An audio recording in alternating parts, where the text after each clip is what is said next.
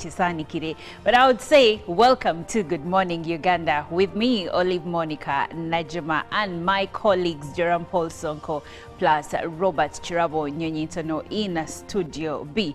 Now, we have been having conversations since the other day on Tuesday regarding the three top managers at Kampala Capital City Authority that were dismissed by His Excellency Yoweri Kaguta Museveni. Among these is the KCCA Executive Director Dorothy Chisaka and her Deputy David Luyimbazi, plus the Director of Public Health Dr. Daniel Okello. Now, the three were fired due to an investigation by the IGG's office that came out with a report that people in Chitezi landfill died because of criminal negligence, that the collapse of the landfill was negligent on the part of Kampala Capital City Authority. Now, the Minister for Kampala, Hajat Minsa Kabanda, says that they are about to choose interim caretakers that will take over from the three directors that were fired until the new executive director, her deputy, and director public health, until the new ones are appointed by the president. Now, according to Hajat Minsa Kabanda, the three that are supposed to replace them, the caretakers, are supposed to still come from KCCA. They are supposed to be already working with KCCA, this according to the laws that govern the authority.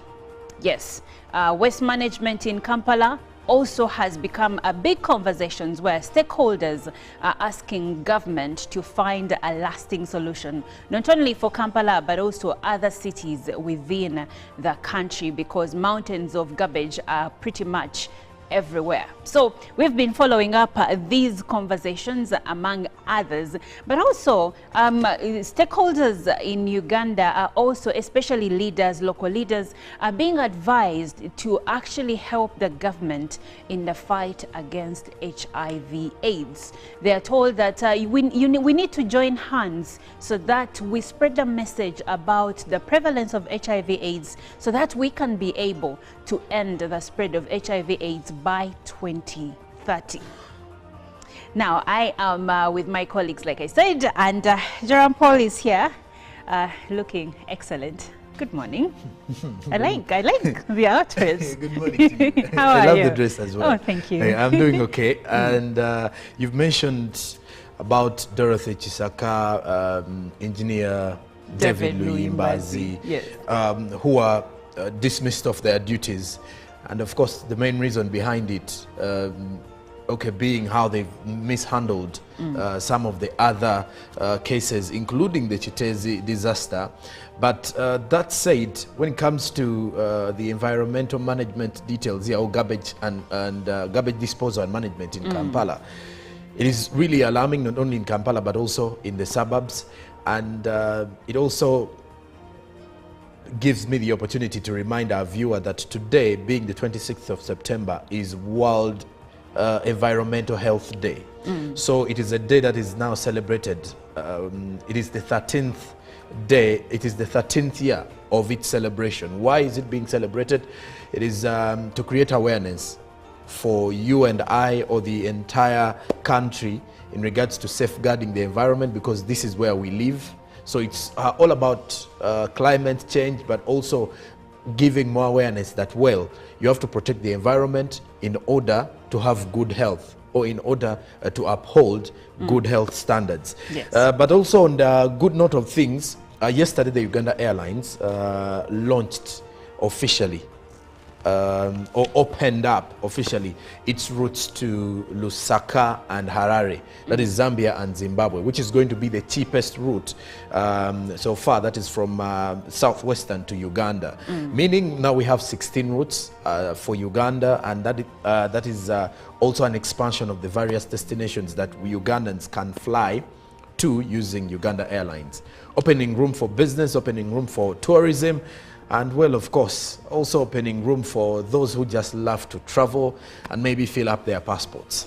Okay, fill up their passports. By the way, do you know there are many Ugandans who travel within East Africa, like to Rwanda, Kenya, Tanzania, and they would rather not use their passports.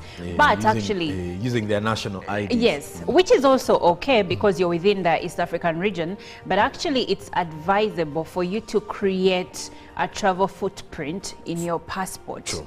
And you start locally, then you can also go to countries that are visa-free, so that by the time you go to get a visa for, let's say, the EU, for the United States, the United Kingdom, your passport shows that you have not been sitting like a couch potato. And you have some travel history. Exactly.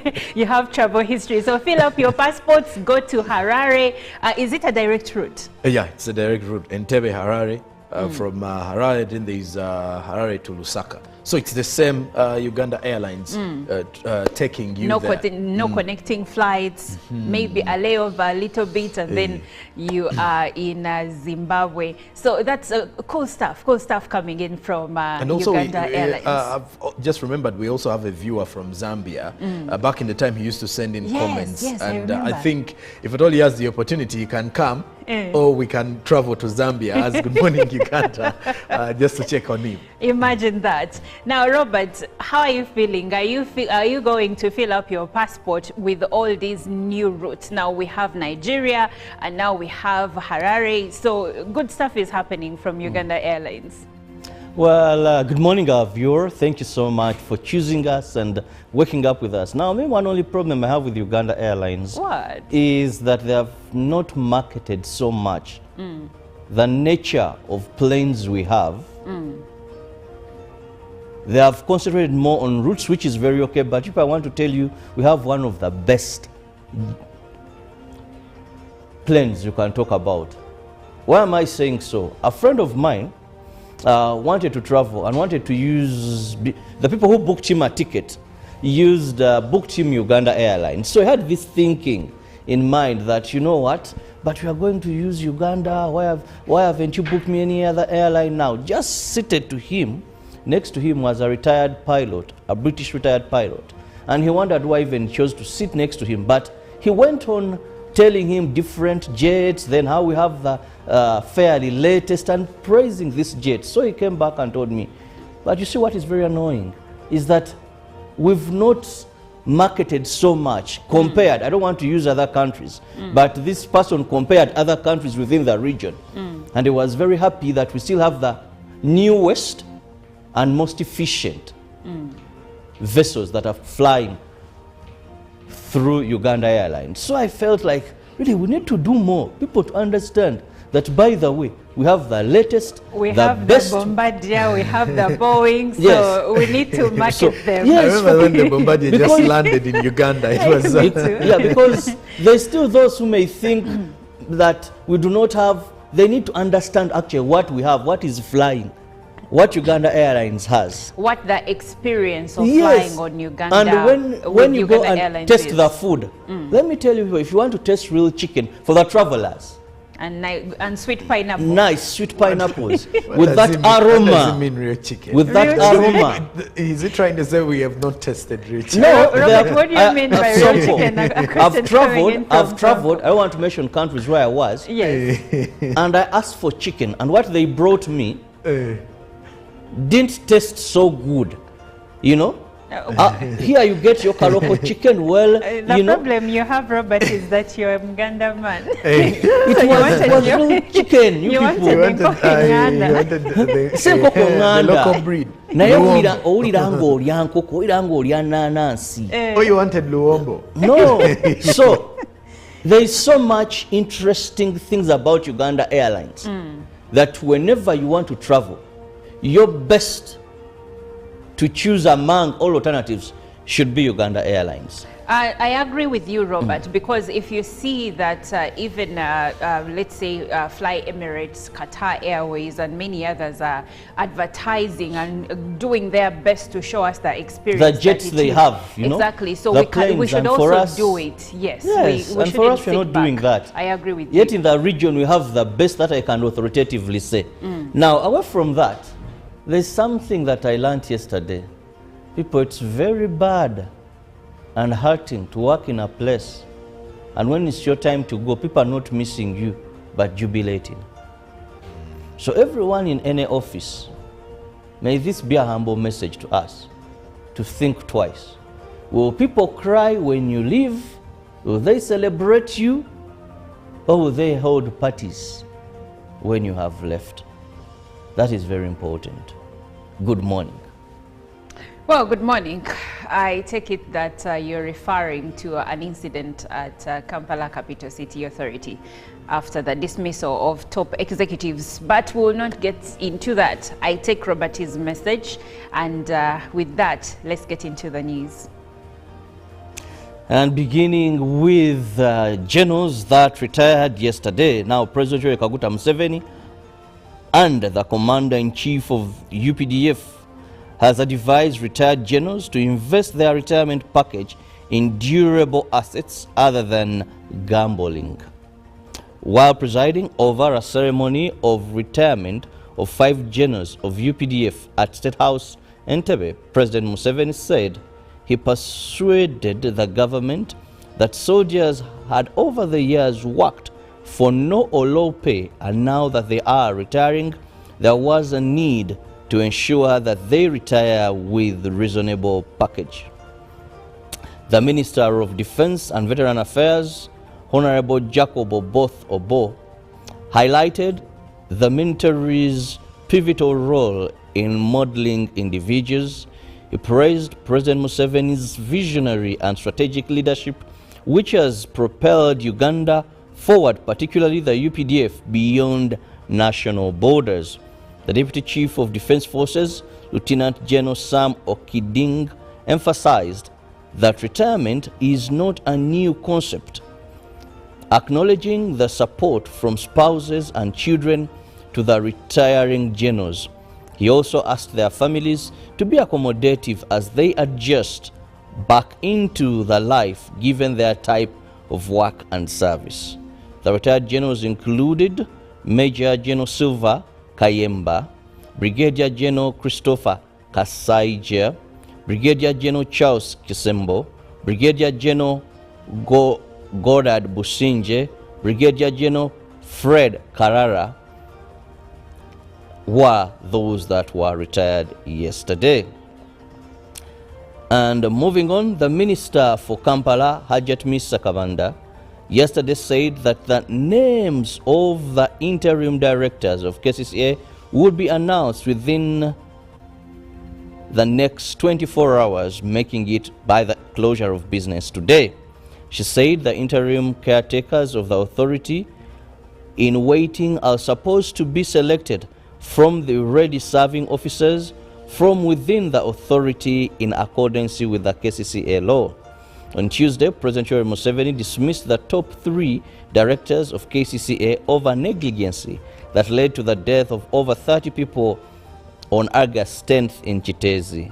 The 3 KCCA top officials included the Executive Director, Dorothy Kisaka, Deputy Director, Engineer David Luyimbazi, and the Director of Public Health, Dr. Daniel Okero. The dismissal of the 3 was based on the findings of the IGG's report that implicated them for negligence that led to the August tragic incident at Chitezi.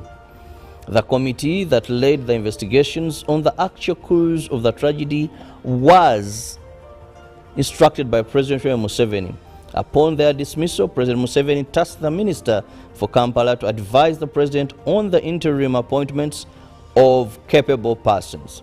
The Minister for Kampala, Hajat Misa Kabanda,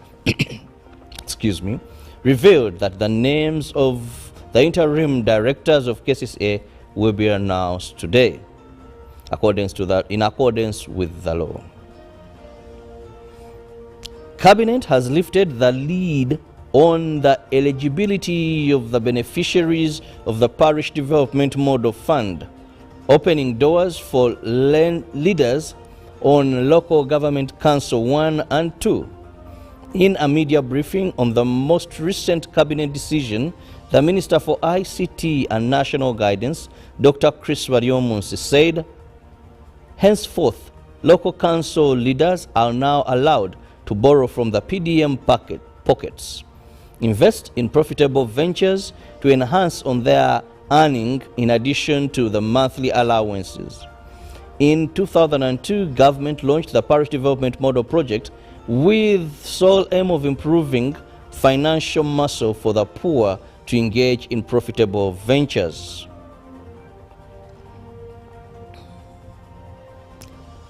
Operations at the Kampala Capital City Authority have come to a standstill following the dismissal of 3 key technocrats, including the Executive Director, Dorothy Kisaka, her Deputy Engineer, David Luyimbazi, and Director for Public Health, Daniel Okello.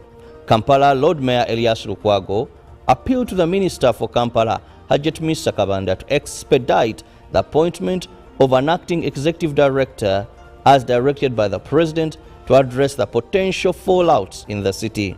He made these remarks while addressing the media at City Hall in Kampala. Meanwhile, David Luyimbazi, the outgoing Deputy Executive Director of KCCA, has addressed President Yoweri Kaguta Museveni's recent statement regarding his dismissal.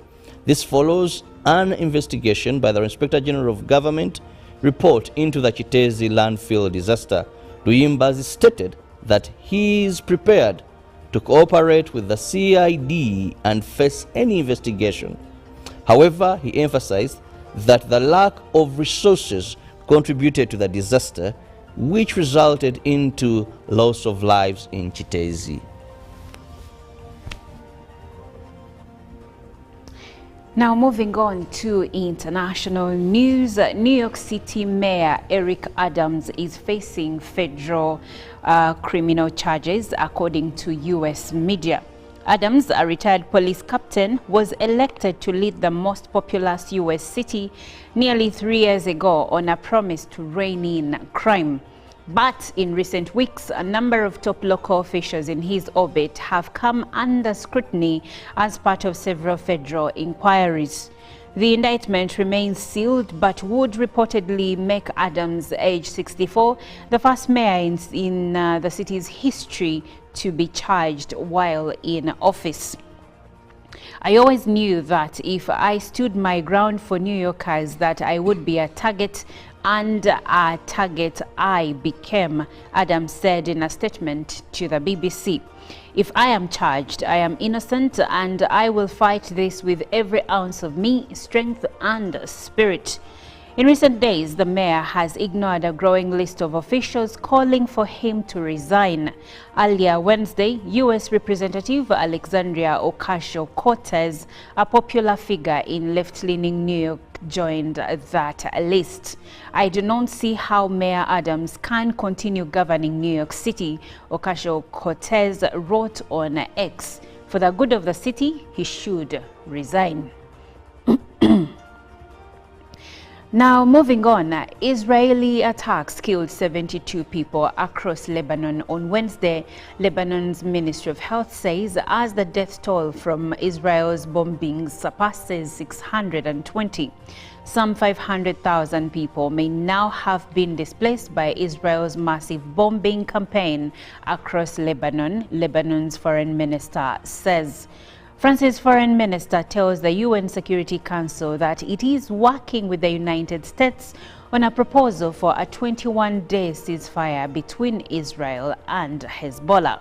At least 41,495 people have been killed and 96,006 wounded in Israel's war on Gaza.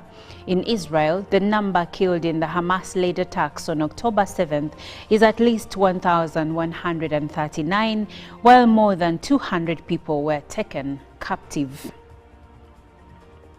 And elsewhere in Africa, Eswatini's main opposition leader has been poisoned as part of an assassination attempt and is being treated in hospital, his party says. Mlungusi Makanya, 46, has been living in exile in neighboring South Africa for the last 2 years, saying he fears for his life at home following a violent crackdown on pro-democracy activists in Africa's last remaining absolute monarchy. Our president has been stabilized, but he is still in a critical condition. The Democratic People's United Democratic Movement, Podemo, said. Eswatini spokesman Alphas Nzumalo denied state involvement, saying the government does not kill or poison suspects. Podemo says the attempt on its leader's life comes ahead of planned protests next month calling for multi-party elections. The country, formerly known as Swaziland, allows independent candidates to stand for parliament but does not allow political parties to participate. Well, that does it for our local and international news. Now let's see what the dailies have for us today. Well, on the matters of Chitezi, according to the New Vision, is that the CID is said to probe more of the KCCA officials as the Chitezi dump site cost 4 billion Ugandan shillings annually, according to the latest reports. Then over 100 tender offers are inside for the job seekers as well. Find details from the public service and the private sector. The front page is a pictorial of Uganda now a powerhouse. There is a pictorial of the 600 megawatts of the Karuma hydropower station, which is strategically situated in the Nile River. Now the station, which is approximately 2.5 kilometers from the downstream Masindi Gulu highway, that is 70 kilometers from Gulu, is set to be commissioned today, and you will be getting the updates here on your national broadcaster about the commissioning or the live commissioning of the same. Off to the Daily Monitor and the rising power, they say on the headline. Karuma lights up 29 years after it was first imagined. Africa's largest underground hydro power plant comes to life. Today, when a 600 megawatt project at Karuma on the River Nile is commissioned, there's a report of that, how much it cost, 6.2 trillion Ugandan shillings. Of course, the location, it is about 75 kilometers south of the northern city of Gulu. And then in the other news, NRM is set to hire 145,000 cadres to guard Museveni votes in 2026. Seeds of discord as rice farmers feel sold out in duty-free deal. And then in business, big players to also cut fuel prices by December, according to the government. And then the IGG report that buried KCCA bosses in Chitezi wrote. Find out about that report in the Daily Monitor. Then the Daily Monitor is also highlighting matters relationships in the DM today. Love made from primary school. And then for those of you who have issues with love, you can read about that report. And then the Daily Nation, that is in Kenya, Ruto allies to reap billions in the UHC deal. The controversy, according to the Daily Nation, is that don't approve integrated healthcare information system under MP's the integration information system tender. The members of parliament reveal to the Attorney General. Now, victims of the 720 million job scam suspect have stormed the city of offices to demand refunds. Also with the Daily Nation, fresh talks to end public university workers' pay strike will be kicking off today. And then also in matters politics, the Deputy President of Kenya, Gachagua, the Gachagua Oster bid, members of parliament are collecting signatures that will lead to the impeachment of the Deputy President as a rotten force, how police bribes are shared up chain of command. More of that is in the Daily Nation. Now, lastly, from our press reviews, The Citizen, south of Uganda, Tanzania. The Bank of Tanzania brings digital microfinance services under its oversight. As in matters national protection, cross-border project launched for Burundian refugees. As a new headline is Lisu may sue government and the telecom company. This is according to the Daily, to the Citizen. In between the line, the opposition leader Tundu Lissu is considering the possibility of suing the government and the telecommunications firm, which allegedly, secretly, handed over his mobile telephone data before an attempt was made on his life in 2017. Then what 81 billion shillings Mbamba Bay Port means for Tanzania and the logistics industry. Meet the robotic photographer made in Tanzania. Well, that does it for our press review this Thursday. Now, since it is Thursday, we throw back and I'll take you to a time when Celine Dion was making headlines with her songs. Now, recently in 2022, she was diagnosed with a stiff person syndrome that has made her unable to perform in the recent years. But in a special way, early this year at the Grammys, she made a special appearance when she presented Taylor Swift with the Album of the Year award. But now here is Celine Dion with If Walls Could Talk. This is a favorite of mine. Live from UPC Studios in Kampala, this is Good Morning Uganda. That is also an expansion of the various destinations that Ugandans can fly to using Uganda Airlines. Opening room for business, opening room for tourism, and well, of course, also opening room for those who just love to travel and maybe fill up their passports. Okay, fill up their passports. By the way, do you know there are many Ugandans who travel within East Africa, like to Rwanda, Kenya, Tanzania, and they would rather not use their passports. But actually, using their national ID. Yes, which is also okay because you're within the East African region. But actually, it's advisable for you to create a travel footprint in your passport. True.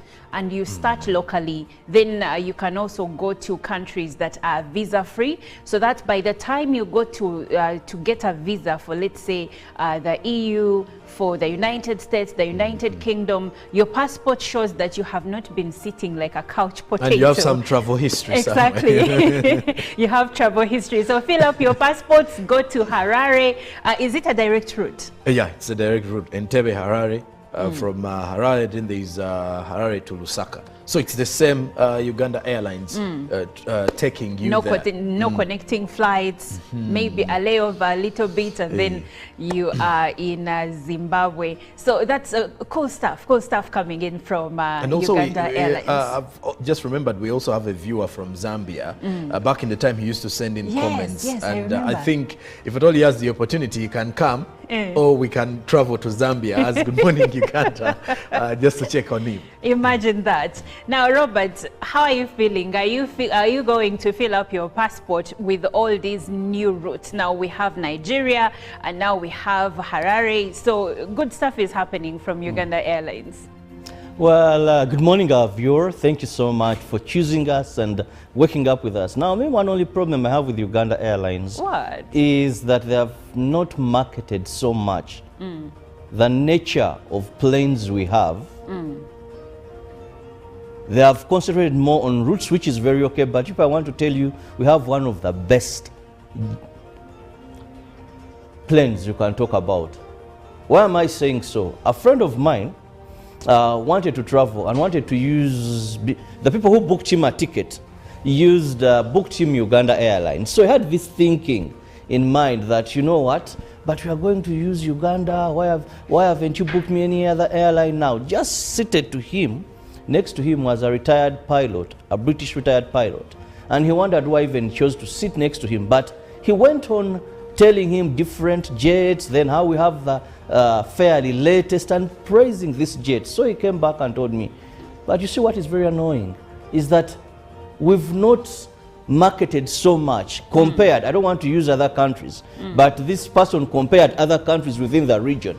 And he was very happy that we still have the newest and most efficient vessels that are flying through Uganda Airlines. So I felt like, really, we need to do more. People to understand that, by the way, we have the latest, we have best. The Bombardier, we have the Boeing, so we need to market them. Yes, I remember when the Bombardier just landed in Uganda. It was, yeah, because there's still those who may think that we do not have, they need to understand actually what we have, what is flying, what Uganda Airlines has. What the experience of flying on Uganda. And when you go and test the food, let me tell you, if you want to taste real chicken for the travelers, And sweet pineapple. Nice sweet pineapples What with does that it mean? What does it aroma. mean real chicken? With that Real aroma. Is he trying to say we have not tested real chicken? No, Robert, what do you mean by real sample. chicken? I've traveled. I don't want to mention countries where I was. Yes. And I asked for chicken, and what they brought me Eh. didn't taste so good. You know? Here you get your Kaloko chicken. Well, The you know, problem you have, Robert, is that you're a Muganda man. it was real chicken. You You people. wanted the the local breed. naye Luombo. owulira ng'olya nkoko owulira ng'olya nanansi. Oh, you wanted Luombo? No. So there is so much interesting things about Uganda Airlines that whenever you want to travel, your best to choose among all alternatives should be Uganda Airlines. I agree with you, Robert, because if you see that even, let's say, Fly Emirates, Qatar Airways, and many others are advertising and doing their best to show us the experience. The jets that it they is. have, you know. Exactly. So the we planes, should and for also us, do it. Yes. Yes, We and for us, we're shouldn't not sit doing back. that. I agree with Yet you. in the region, we have the best that I can authoritatively say. Now, away from that, there's something that I learned yesterday. People, it's very bad and hurting to work in a place, and when it's your time to go, people are not missing you, but jubilating. So everyone in any office, may this be a humble message to us, to think twice. Will people cry when you leave? Will they celebrate you? Or will they hold parties when you have left? That is very important. Good morning. Well, good morning.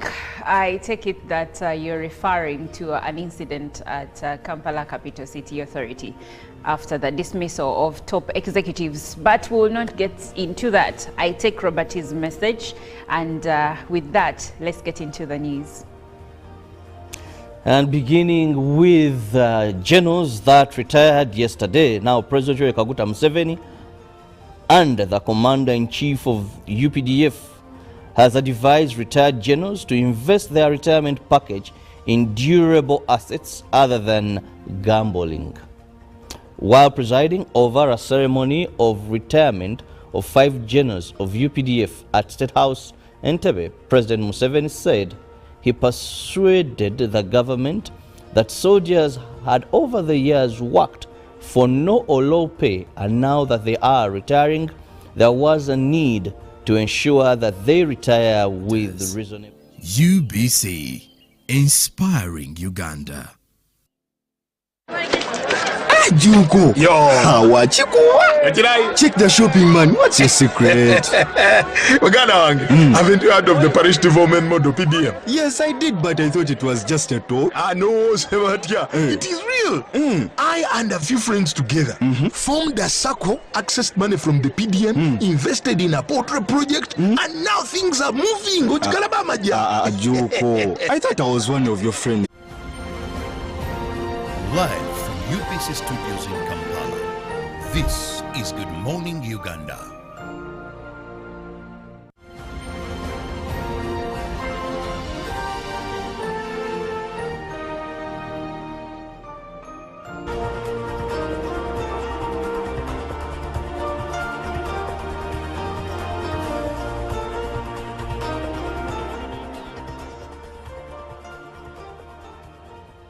Well, it's time for us to have a conversation on the road to 2026. I'm Olive Monica Najama, and this is the News Bill. And for our conversation today, I'm joined by Ambassador Henry Maiga. Now, Uganda is gearing up for the 2026 elections. I know it's still 2024, but what better way to start than start now? The Electoral Commission has already released the electoral roadmap, which means that things are in full gear. Candidates, I'm starting to see flyers from different places where people are showing their intention to contest in the upcoming elections. But then the political landscape in the country has been evolving. We've had some plateaus and then valleys and then hills.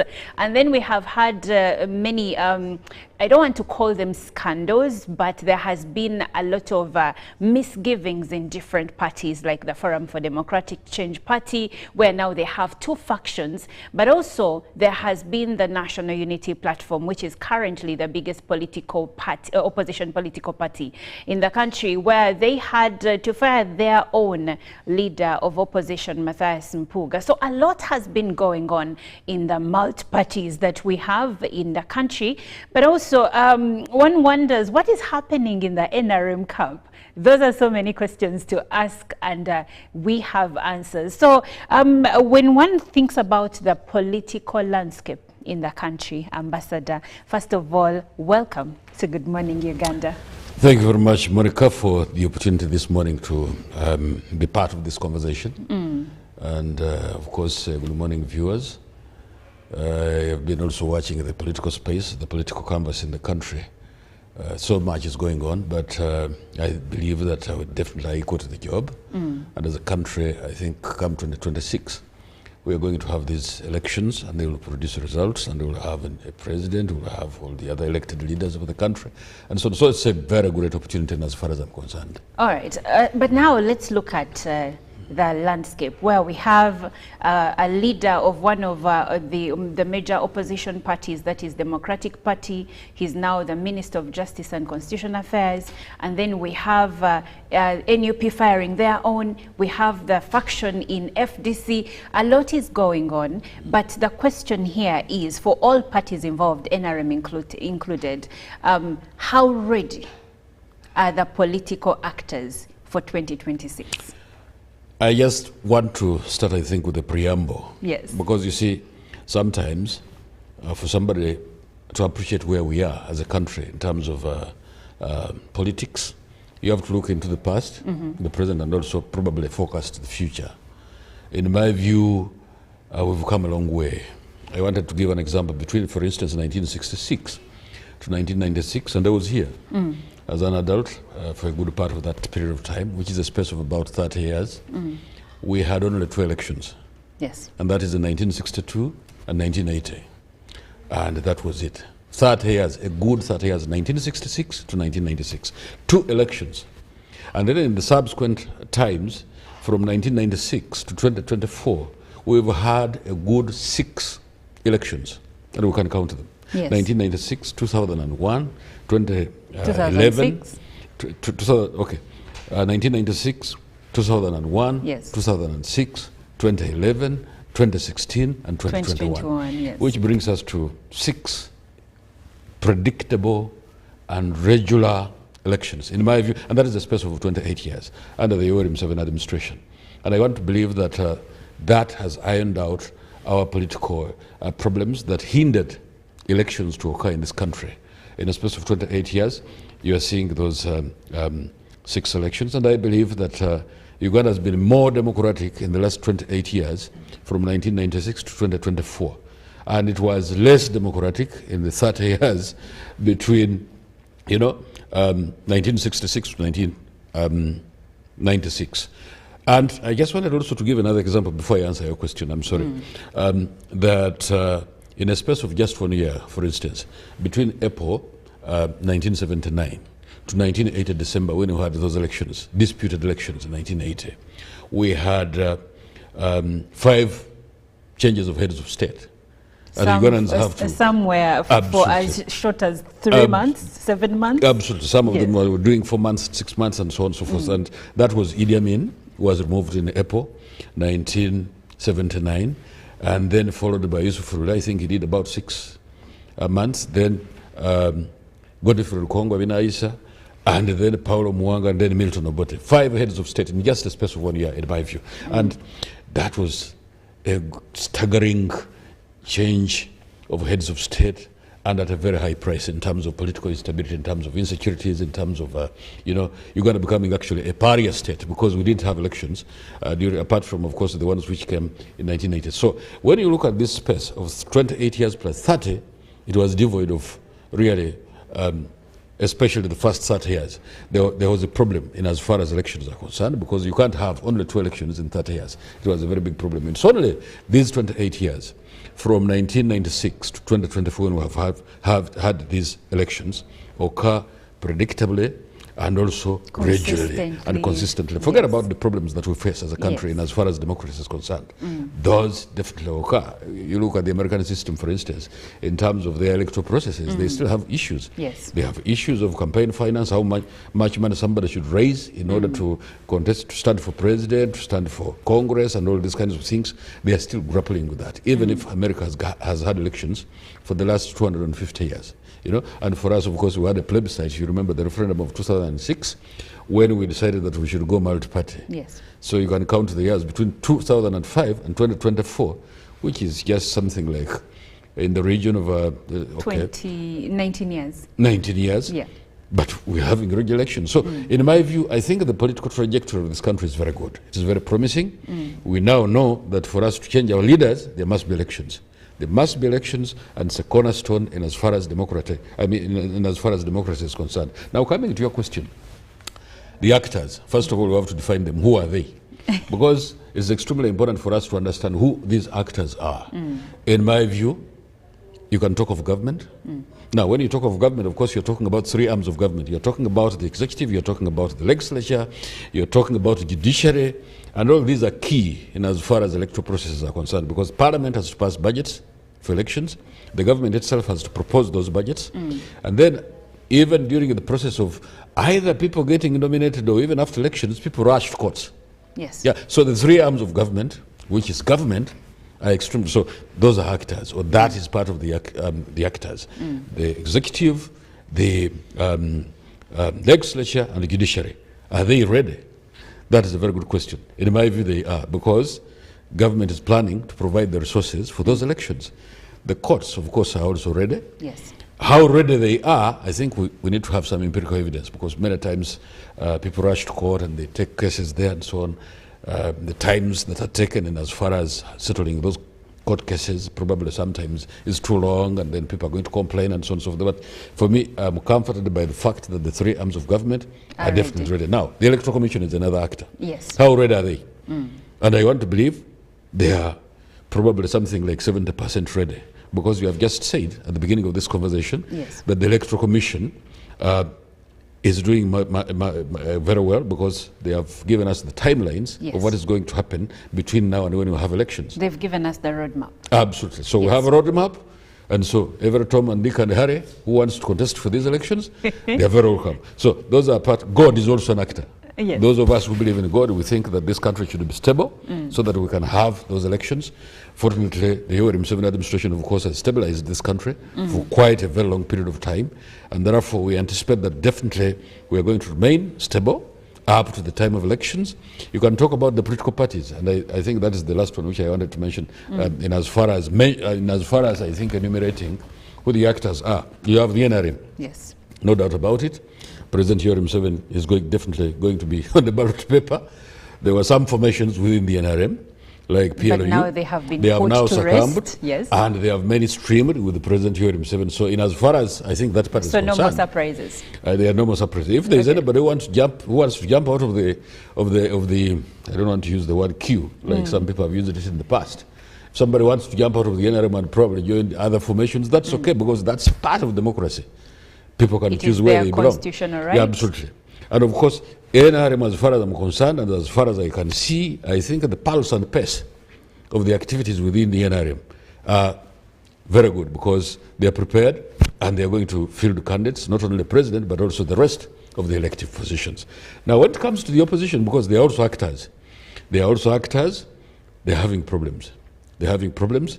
Because you have just mentioned the NUP is having issues. There is Impuga, there is Bobby Wine, FDC, there is Katonga, there is the other one which is called Najana Nkumbi. They are trying to form another party called PFF here, which the Electoral Commission has good reasons for not registering or reserving that name for them, in terms of on account of having probably similar names like another party, or having colors that are similar to another parties and all these kinds of things. And you remember, the Electoral Commission this time must be really equal to the job. Because, for instance, UPC has got a red color, and it has had it from the 1960s. But now NUP also has the which red came color. recently, also took the red color. So I want to believe that the Electoral Commission this time is equal to the job, because it's not going to allow another party to have similar colors like the other, because that confuses the vote. But how come they did that in the past? Well, when in it the past, comes to actually, National Unity Platform and then UPC? They must have had a problem, because I mean, in the selection of these things, everybody, and there are so many colors from which somebody can choose. So for the Electoral Commission in the past to have allowed a situation where NUP takes another party's colors, even actually FDC took the light blue color from the NRM. And I think NRM had light blue at some point. Yes, light blue is a part of the color formations of the NRM. The most prominent one is yellow. Is yellow. We all know that. But yellow. also light blue okay. is NRM. Yeah. When you look at their logo, you'll find their light blue. Oh, at some point in time. It's there, yes, but I think because they have a dominant color, maybe the Electoral Commission decided to look the other way. Well, this time they're not looking the other way. I think they want to avoid those kinds of scenarios, because like UPC, the dominant color is red, but they also have black and red. Right. DP has white and green. And green, yes. So anybody who encroaches on any one of those, the Electoral Commission should just block and tell them to choose another color, and rightly so, because part of the confusion that we've had in this country is because political parties were behaving as and how they wanted. But that has to come to a stop. We must have orderly elections, because the Electoral Commission, as you know, you and I, and everybody in this country who knows about elections and democracy and all these kinds of things, is that we must have order. Because if you don't have order, we may end up having a lot of issues in as far as our political stability is concerned. Now those are the political parties. Yes. But the actors, I'm sorry, I have to lengthen this one a little bit, because we have to define who the actors are. I've mentioned the God, I've mentioned the government, which is 3 arms of government, I've mentioned the Electoral Commission. There is also the voter, because the voter is also part of the actors. And right. These are people who should be targeted in terms of, you call it civic education, and monitoring and all these kinds of things, so that somebody knows that they are right, it is their right to vote, or even not to vote.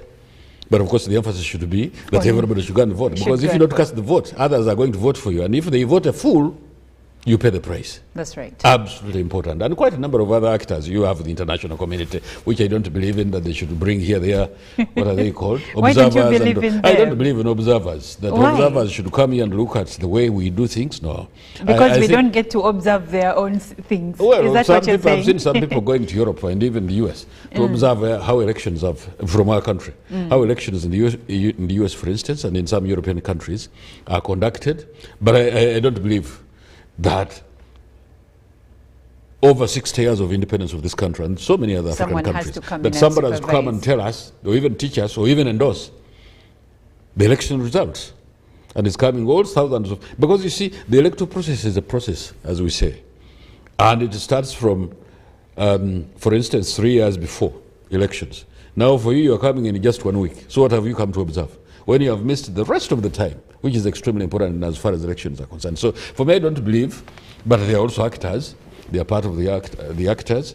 And if this country decides that these people should be part of the, observation of the electoral process in the country, that's okay. I have no problem, because, I mean, they're not breaking any law. They can always come. In my view, they just come to do tourism. Now, to do tourism, that's a good one. And they bring in foreign currency, right? Well, they come and spend in the economy, so the money remains here, which is okay. Yeah. Okay, but now, Ambassador, I would like for us to now do some reflections. Let's look back at the last 2 election cycles, that is 2016 and then 2021. From your own perspective, and you've seen different election cycles, but looking at 2016 and 2021, how do you feel the election, the political landscape in the country has evolved over the last now 8 years? I think 2016 was less violent than 2021, because you remember there were some of these additions, especially the NUP. I have never seen that kind of group which believes in violence. The elections come and because somebody is putting on probably some other party colors in terms of dress and so on, and then you beat them up and all these kinds of things, which happened in 2021, burning of tires on the roads, erecting illegal roadblocks and so on. And those things were so, they happened in 2021. much more than in 2026. So 2026, in my view, of course, the researchers will say that we have to probably carry out some kind of a study to see and compare the two electoral processes for the two electoral seasons and find out which was more violent. But I want to believe that this time around, things are going to be much better because, as we have said, the government is much more prepared than it was in the past. And it is always, of course, good to build on the mistakes in the past so that you can always find solutions to them and make sure that you act actually better, much better. And I want to believe that the government is equal to the job. And 2026 is going to be a much more peaceful election than before. I think even the rest of, once the resources are available, the Electoral Commission, all the actors are ready, apart of course the opposition are having issues. The government is ready with the resources, and then the roadmap has been released by the Electoral Commission. I believe that we are going to have very peaceful elections in 2026. And probably my appeal to Ugandans is that we should make sure that we make them as such. Okay. Now, some reports indicate that there was an increase in voter turnout in 2020 among the youth as compared to 2016. And one thing I've observed is that the youth are increasingly becoming politically aware. So when you look at where we are now, the recent attempted demonstration against corruption, it goes to show that the youth are now very much awake and aware about the situation politically and even economically that is going on within our country. Do you see them being more participating further in the upcoming election? Absolutely. I've been in this country for quite a bit of time. I'm now getting 60 next year. And I know it for a fact that I've been a youth. Before my parents, I have been a youth, and I'm still a youth.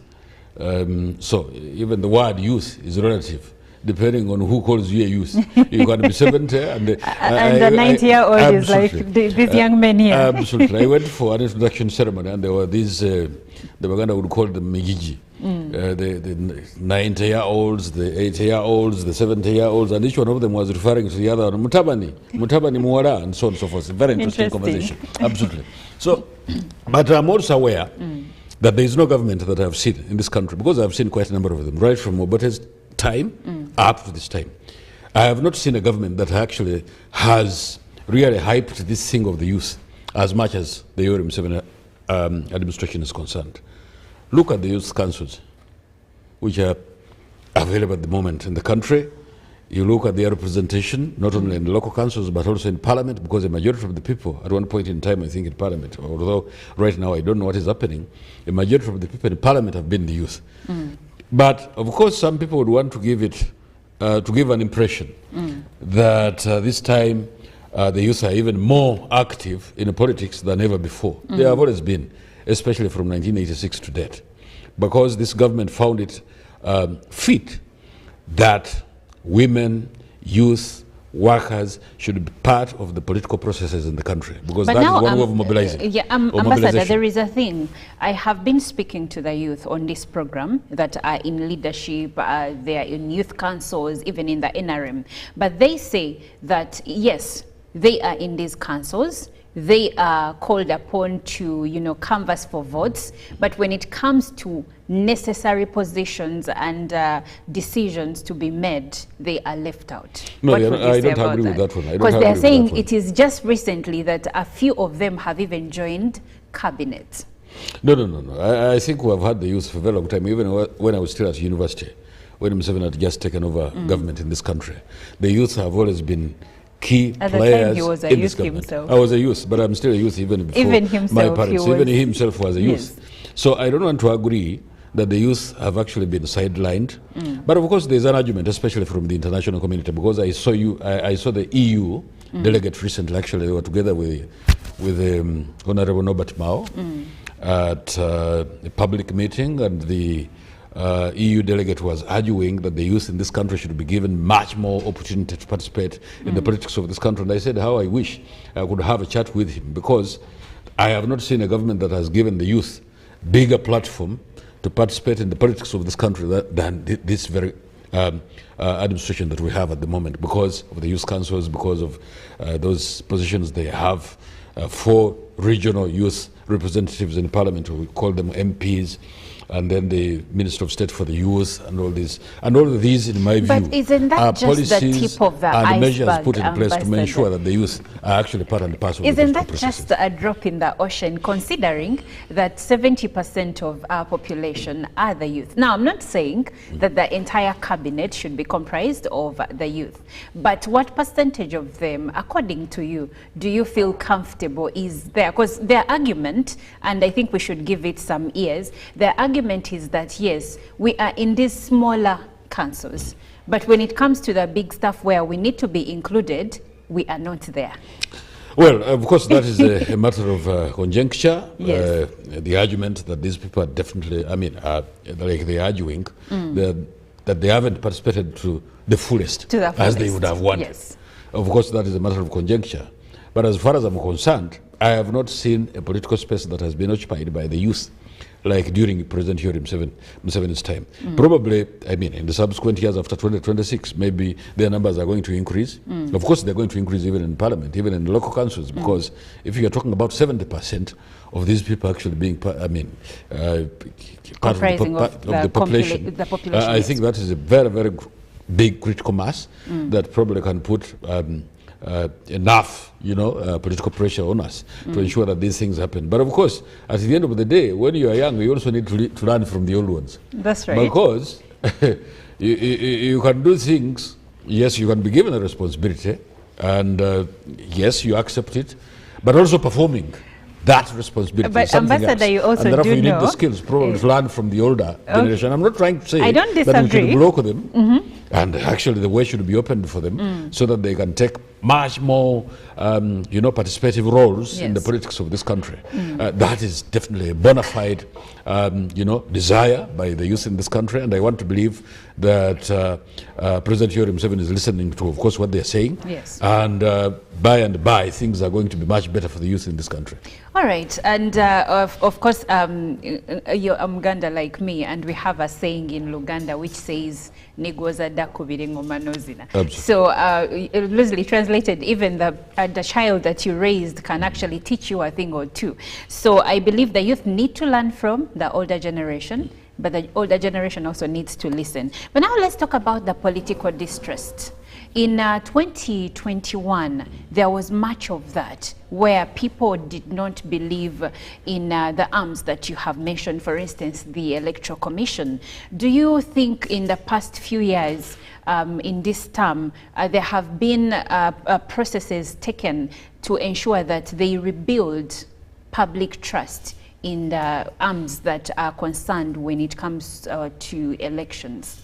First of all, I think we need to understand what are the roles of the Electoral Commission. And of course, given the money pass that they have, all these things impact what the public trust is going to be or to amount to. What is the role of the Electoral Commission? Because the Electoral Commission definitely is charged with the responsibilities of ensuring that they conduct elections free and fair, blah, blah, blah, I mean, all that language couched to talk about what they're supposed to do, demarcate constituencies, like in the case of PFF, of course, reserving names of new parties and all these kinds of things, sometimes even deregistering those which are not worth their names, and so on and so forth. And so that entire electoral process is part and parcel of the responsibility of the Electoral Commission. That is number one. Number two, the Electoral Commission having been given that responsibility, they also have another attendant job to do, mainly to do civic education, so that, I mean, you and I, we are literate enough to understand what our responsibilities are as voters, and bombastic voters for that. So we know what we're supposed to do, and we know what our responsibilities are as responsible citizens. But how big is the money pass to carry out the civic education, so that everybody appreciates that, yes, when it comes to voting, it is a responsibility everyone must carry out. I don't remember exactly what the percentages were in 2016 and 2021 in terms of the turn-up of those who voted in those elections, but I want to believe it was above 50%, maybe about 60% in both elections, 2016 and 2021, which probably also points in the direction of showing how much civic education was done. So the public trust, how do we increase it in the Electoral Commission? In my view, it is important for us to have free and fair elections, which everybody, of course, is talking about. Government is talking about, the Electoral Commission is talking about, the international community is talking about, the parties are also talking about it. But in my view, also in this region, in the Eastern and Central African region, I am not aware of a country that has democratized like Uganda has. I'm not aware. You're sure? We can compare, yes, we can compare. Fine, Ugandans that's okay. are usually comparing themselves to countries like Kenya. Well, Kenya, they have any problems. As a result of every house has problems. They went a little bit overboard in some sections, but Yes. we, in terms of other things, we beat them. Okay. We beat Kenya. Yes, somebody can say, yes, they have a federal system of government because they have governors, they have so many cabinet secretaries, they have, I don't know how many running, cabinets and so on and so forth. Fine, that's okay. But when it comes to the electoral processes, I think Uganda beats everybody in this region in as far as election is concerned. Of course, people in the opposition are not going to agree because they are not in the government. Tomorrow, if they are in the government, God forbid. It will be a different story. It will be a different story. They will say that things are very good and so on and so forth. But in as far as democracy is concerned in this country, I think we are on the right trajectory. We have done that which we were supposed to do as a country under President Yoweri Museveni, and I think we are doing exceedingly well. Ambassador, you keep saying democracy. Try to make us understand what democracy, not the one in books. Okay. Try to make us understand what you mean by democracy, because you've mentioned it quite a number of times. Absolutely, because democracy is a concept which is very wide. Yes. And being a student at master's level some years back, in political science, we definitely had to deal with this animal because the beast was in the forest. And that beast was democracy. What is it? Democracy is a very big concept because you're talking about people being free to associate or disassociate and vote or not vote and do all sorts of things. Now, I want to give you two examples, extreme examples. I lived in China for 5 years, working at Uganda's embassy. And I know that the Chinese have got their own mode of democracy with Chinese characteristics, which the Americans don't agree. Because whereas the Chinese believe in one party, and that is the Communist Party of China, which rules the country, and it is written in the constitution, and actually people, the membership is about 130,000 Chinese out of 1.4 billion people. But that is the Chinese system of democracy, with the Chinese characteristics. Now, when you go to the US or other Western African countries, of course, we have copied them. We are copycats. They have many parties. People are free to belong to any one of them. The best example, of course, is the US, which has had democracy for 250 years, and two dominant parties have been dominating the political space in that country. Yes. And those are the Democrats and the Republicans. And so, but the important question is to ask, because I just wanted to give an example so that we can make a comparison between what happens in a communist China and also the US.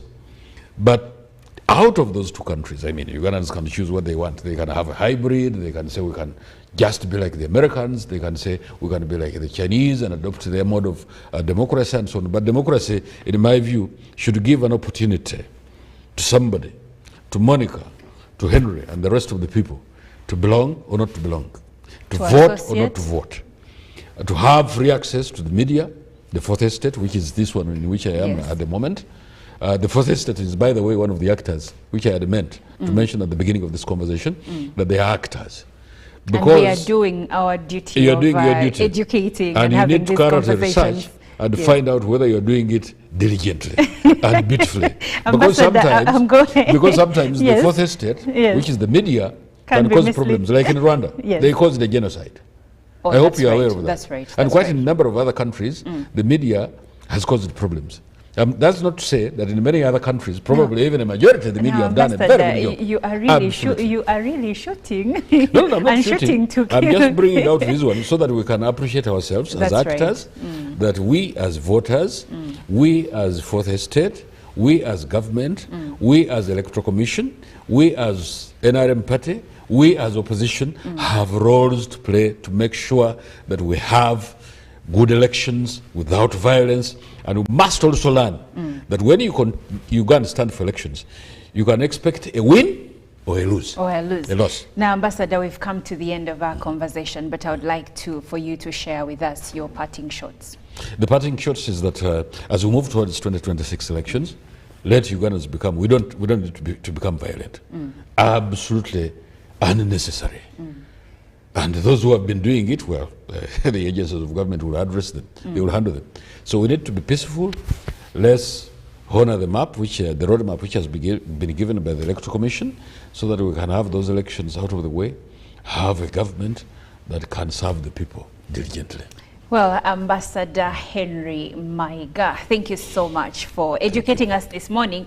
And as we gear up for the 2026 elections, yes, we are going to be having more and more of conversations of this nature, because it is our duty, like he said, we are a part of the actors in the electoral process. So we will be having more of these conversations, and it's been exciting to have Ambassador Henry Maiga with us this morning. But we will now take a short break, and we'll be right back shortly.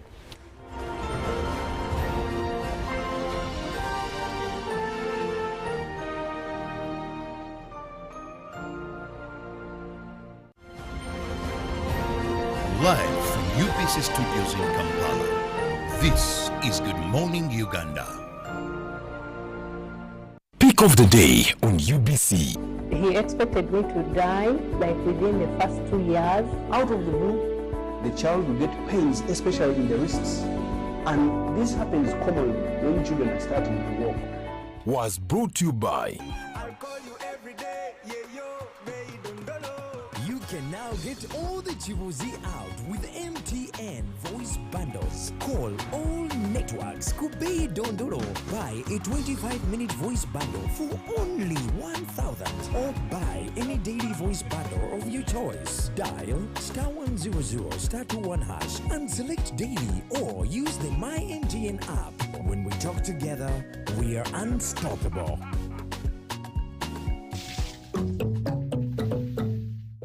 Nyati Motion Pictures brings you Tuko Pamoja, Peoples of Eastern Uganda segment. How have they negotiated the colonial border that divided the Luya nation into two countries? The Basamia, Babukusu, the Bagwe, Bamasaba, all belonging to the Valuya of Kenya. We didn't know there was a border to go and visit our father's only sister and our mother's only sister in Bungoma. Actually, if you talk of the integration of the East African community, for us, we're already integrated. One community. Premiering in Mbale City at Mount Elgon Hotel on Saturday, 12th of October. To get a ticket, call 0778 787 660. Tuko Pamoja? In a nation hungry for truth, a world where every story matters, there exists a beacon of trust and reliability. For decades, they've been our voice and our window to the world, holding the mirror of our history. With 4 TV stations and 11 radio channels spanning 27 languages, they stand as guardians of information, defenders of truth. With Maskari Heritage Advantage, they uphold every citizen's right to reliable and free information. Their archived stories shaped our past and illuminate our present. Yet now, as new challenges arise and the world evolves, their mission faces its greatest test yet. Be part of our journey and let's navigate the unknown, uncover the untold, and safeguard our future together. Tune into your public broadcaster, for it is the intersection of trust and truth. Because to UBC, your story, every story, and every voice matters. UBC, inspiring Uganda. Live from UBC Studios in Kampala, this is Good Morning Uganda.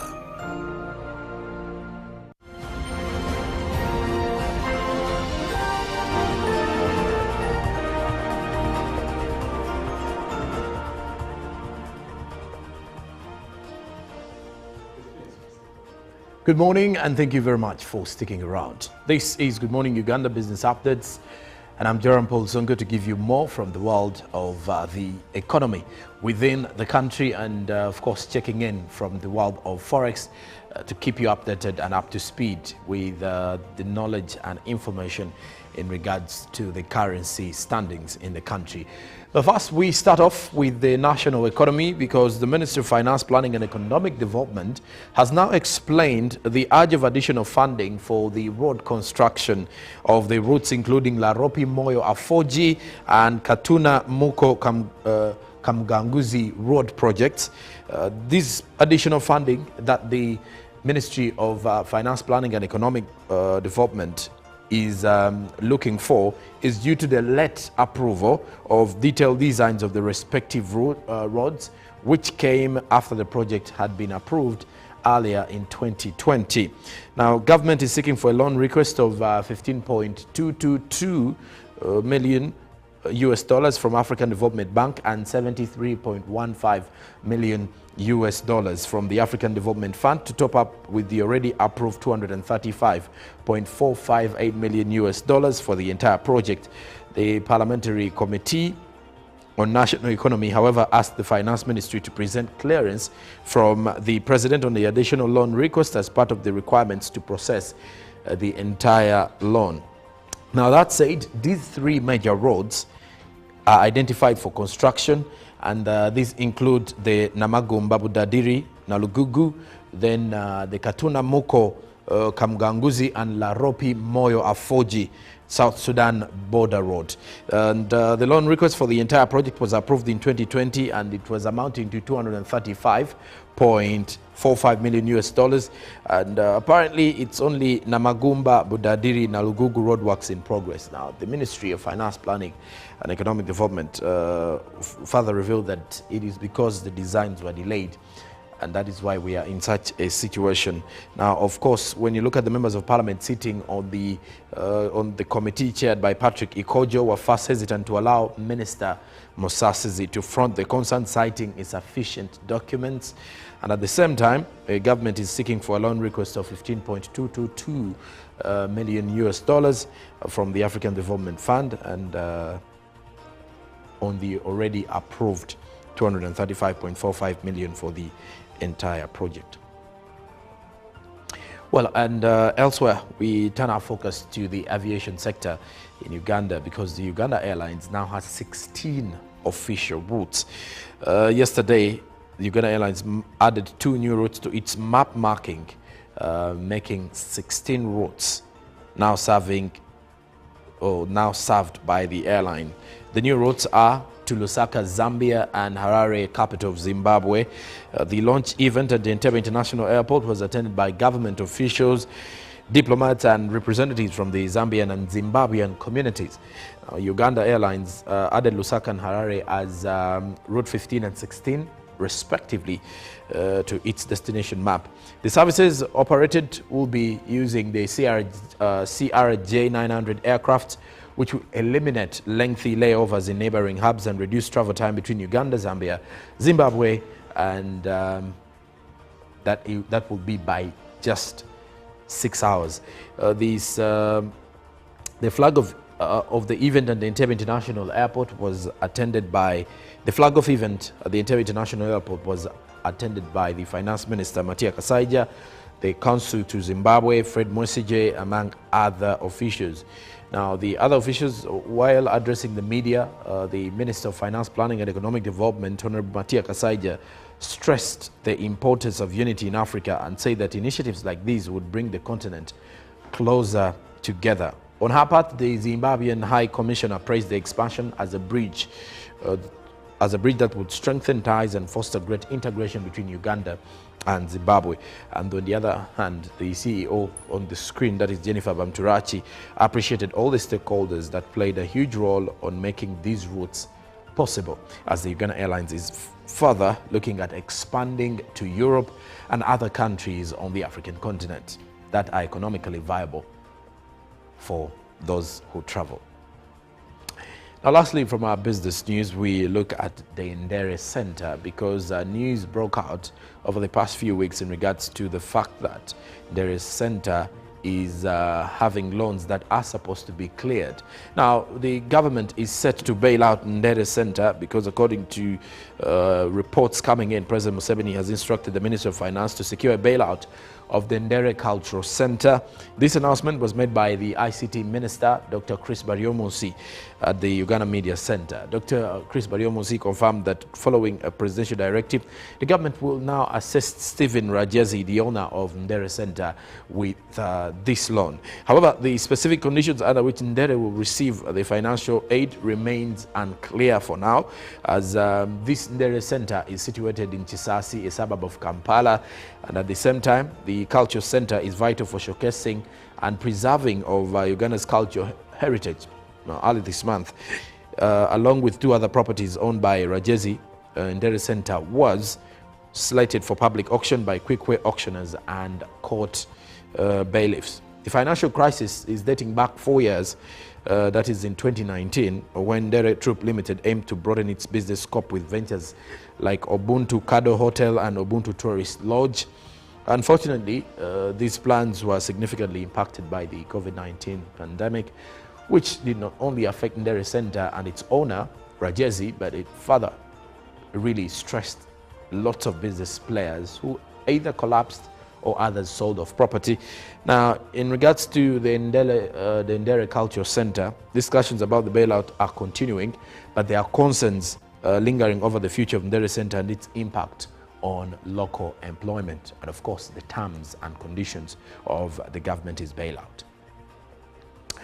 And now, it is Thursday. We now focus on the forex market to see how the business closed on the exchange yesterday. Courtesy of the central bank, with these exchange rates that are updated 3 times daily from Monday to Friday. The US dollar opening time was buying at 3,693.09, while selling was 3,703.09. By midday, there was a slight change with the buying because it increased to 1.4 shillings, while selling also increased to the same amount of, with a few changes of 1.4 Ugandan shillings. The US dollar was buying on closing time, or how you are likely to find the currency this morning.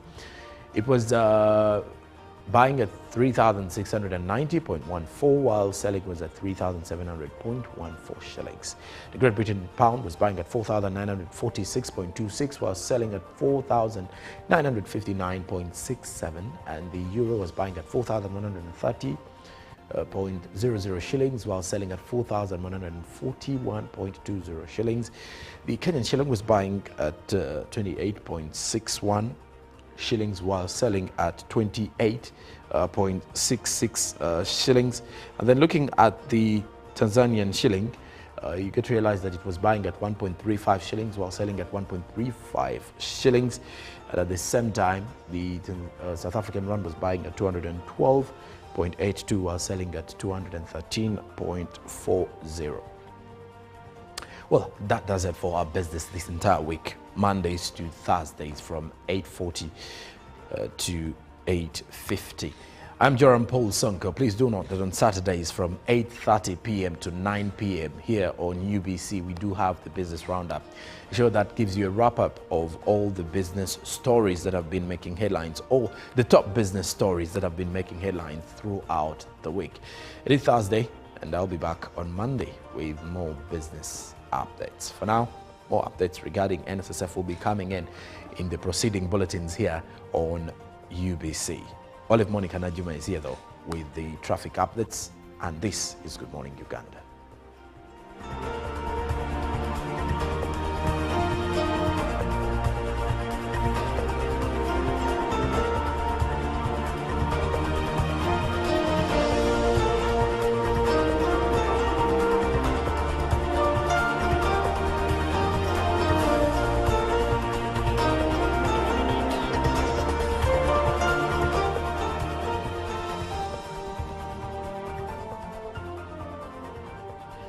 Well, it's time for our traffic updates. I'm Olive Monica Najima to take you through.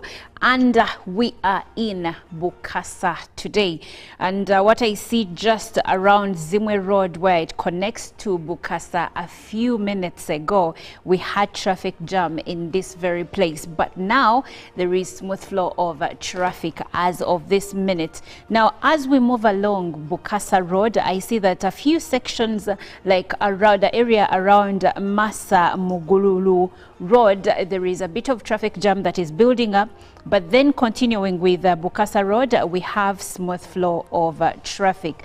Now, I would like for us to get into the environs of Namuwongo to see how the traffic situation looks like back over there. Kalunji Road is feeding a bit of traffic jam into Bukasa Road, and then Bukasa Road still has smooth flow of traffic. A few sections have some bit of a build-up that is coming up, but nothing for an extensive space of road.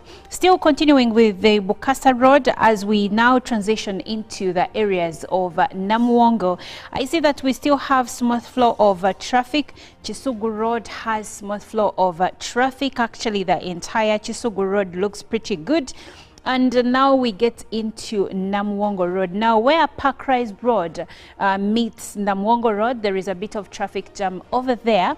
But also, as you continue with Namuwongo Road, you're going to experience a bit of traffic jam, especially around School Road where it connects. Now, looking at Go Down Road, there is a bit of traffic jam coming through. Actually, the biggest stretch of Go Down Road has traffic jam. Now, as Go Down Road transition into 7th Street, I see that the traffic situation here is starting to build up, and the whole of 7th Street has traffic jam. And looking at 5th Street as well, we have traffic jam building up, and I see intense traffic jam that is coming through from 6th Street as it connects to 5th Street itself. And for the most part, I see traffic jam in certain areas on 5th Street. Mulwana Road looks pretty good. There is smooth flow of traffic over there around Mulwana and even Chibira Road. Continuing with 5th Street, we now have smooth flow of traffic up until you join Spring Road. Now, around Spring Road, I see that we have some bit of traffic jam coming through. Actually, for the most part, it looks yellow. So it has that traffic which is not really bumper to bumper, but will slow you down, and you might lose some time on this part of the road.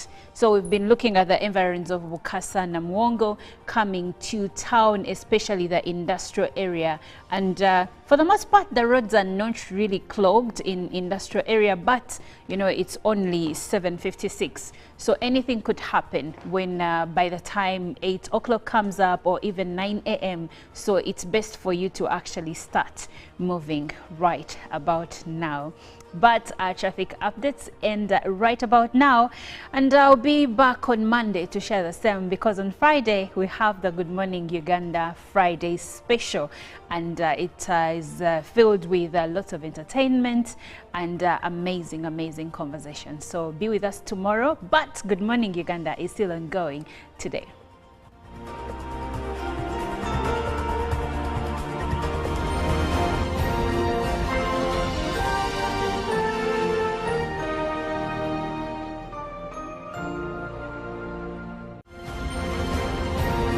Live from UPC Studios in Kampala, this is Good Morning Uganda.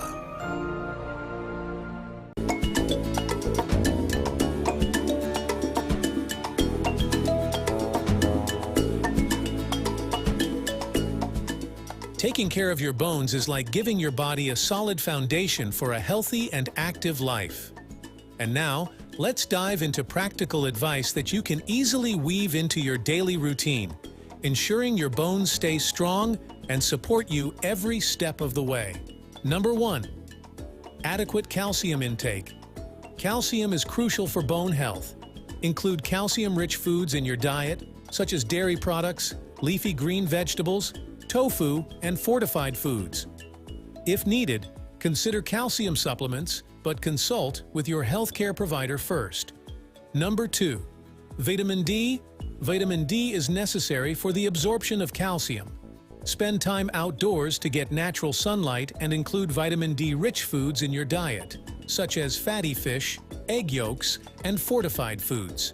If necessary, your healthcare provider may recommend vitamin D supplements. Number 3, regular weight-bearing exercise. Engage in weight-bearing exercises like walking, jogging, dancing, or strength training. These activities help stimulate bone formation and maintain bone density. Number 4, quit smoking. Smoking has been linked to lower bone density and an increased risk of fractures. Quitting smoking is beneficial for overall health, including bone health. Number 5, limit alcohol consumption. Excessive alcohol consumption can negatively impact bone health. If you drink alcohol, do so in moderation. The recommended limit is 1 drink per day for women and 2 drinks or less per day for men. Number 6, maintain a healthy body weight. Being underweight can contribute to bone loss, so it's important to maintain a healthy body weight. However, extreme dieting or excessive weight loss can also be detrimental to bone health, so aim for a balanced approach. Number 7, bone density testing. Discuss with your healthcare provider if you should have a bone density test to assess your risk for osteoporosis. The results can help guide interventions to prevent bone loss. Number 8, monitor medications. Some medications, such as certain steroids and certain anticonvulsants, can affect bone health. If you are on long-term medication, discuss potential effects on bone density with your healthcare provider. Number 9, balance and fall prevention. Take steps to prevent falls, as fractures can significantly impact bone health. This includes maintaining a clutter-free home, using handrails, wearing appropriate footwear, and addressing any issues with balance. Number 10, healthy diet. Ensure a well-balanced diet that includes an adequate intake of nutrients essential for bone health, such as magnesium, phosphorus, vitamin K, and vitamin C. Your bones support you every day. Now, it's time to give them the care they deserve. As you embark on this journey, know that a commitment to bone health is a gift to your future self, a promise of strength, resilience, and a life well lived. Thanks for joining us today. This program is produced by Sani Productions, powered by UBC TV, inspiring Uganda.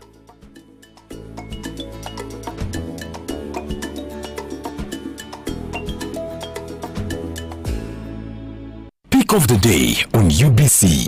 He expected me to die like within the first 2 years. Out of the blue, the child will get pains, especially in the wrists. And this happens commonly when children are starting to walk. Was brought to you by You can now get all the Chibuzi out with MTN voice bundles. Call all networks. Kubei Dondoro. Buy a 25-minute voice bundle for only 1,000. Or buy any daily voice bundle of your choice. Dial *100 *21 hash and select daily, or use the My MTN app. When we talk together, we are unstoppable.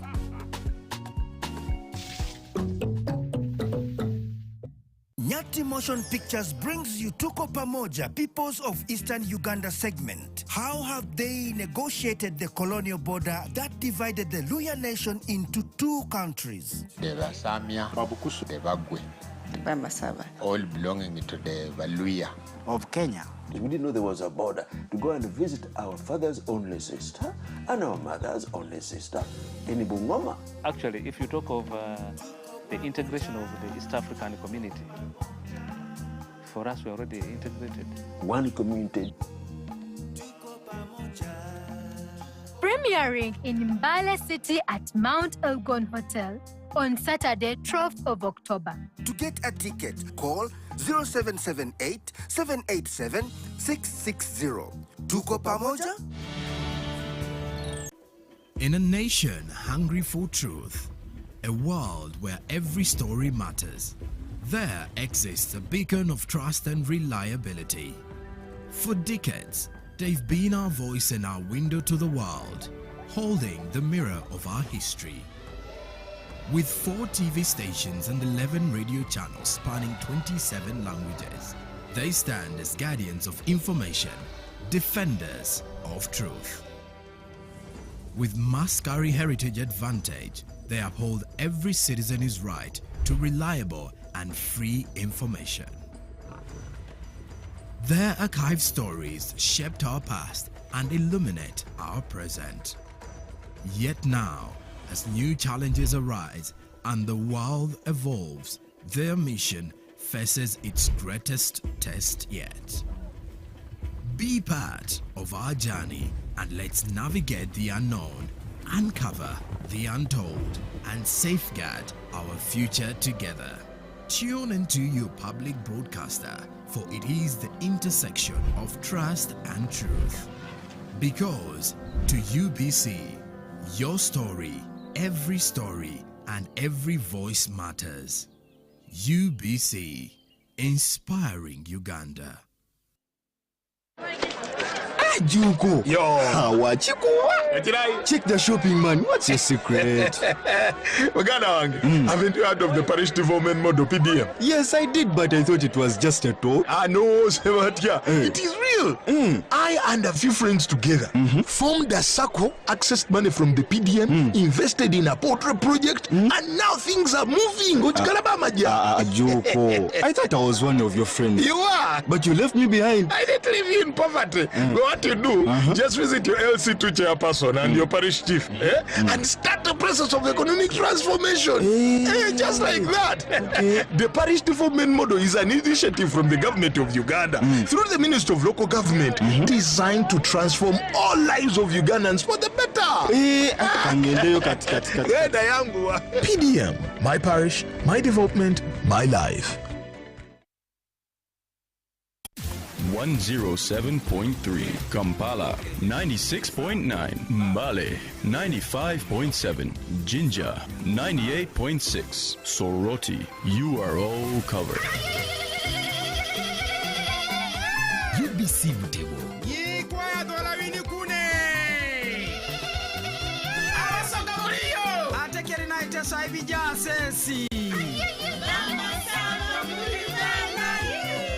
UBC Mutego.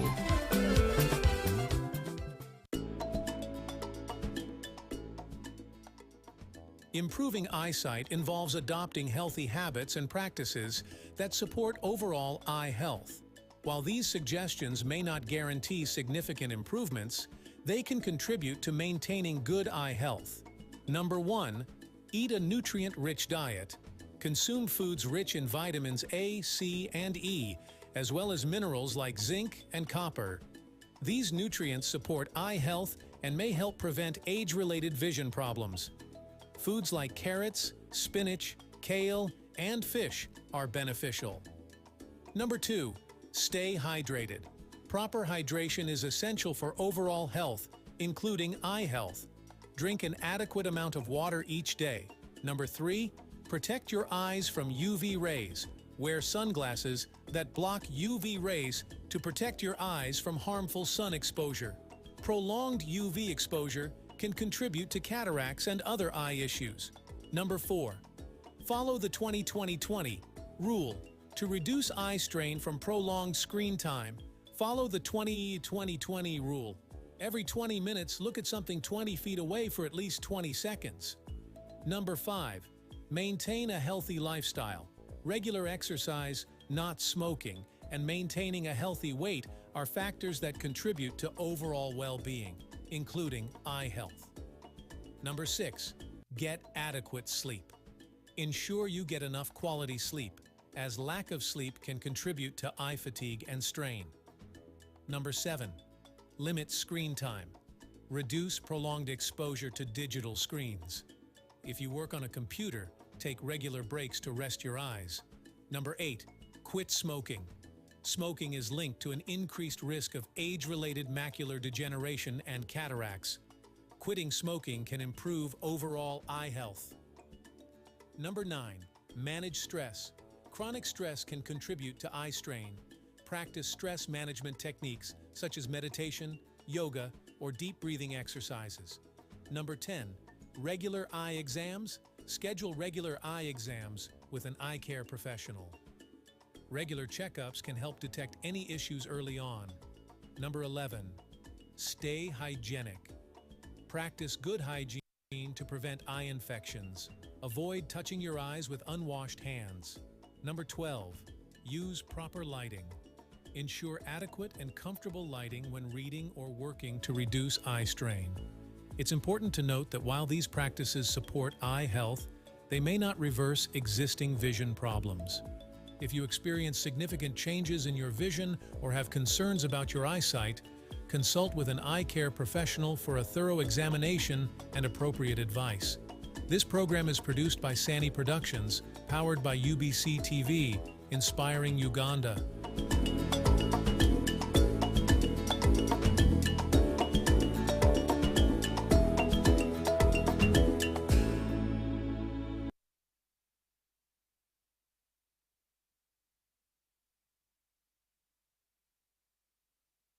Pick of the day on UBC. He expected me to die like within the first 2 years. Out of the blue, the child will get pains, especially in the wrists. And this happens commonly when children are starting to walk. Was brought to you by You can now get all the Chibuzi out with MTN voice bundles. Call all networks. Kubei Dondoro. Buy a 25-minute voice bundle for only 1,000. Or buy any daily voice bundle of your choice. Dial *100 *21 hash and select daily, or use the MyMTN app. When we talk together, we are unstoppable.